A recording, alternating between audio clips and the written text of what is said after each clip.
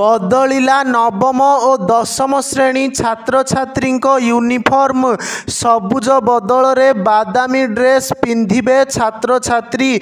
मुख्यमंत्री छात्र छात्री परिधान योजना रे मिलिबो ड्रेस। सबु सरकारी और सरकारी अनुदान प्राप्त स्कूल को बंटा जिवो। गत 2023 रे पूर्वरु गाढ़ नील रंग यूनिफॉर्म को बदलाई सबुज पैंट और चेक सार्ट करथिले। छाती रे लेखा जाइथिला आमे गढ़िबु नुआ ओडिशा।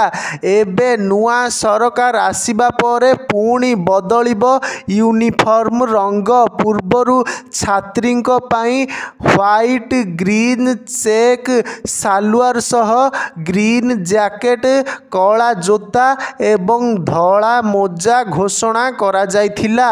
एहा बाद केवल शनिवार पाई प्रथम रु दशम श्रेणी पर्यंत ब्लैक ट्रैक पैंट और टी शर्ट पिंधिबाकू कुहा जाइथिला। 100 रु कम उपस्थान थिबा स्कूल गुड़िकरे 2टी निर्धारित रंगर टी शर्ट पिंधिबाकू भी छात्र छात्री को निर्देश थिला।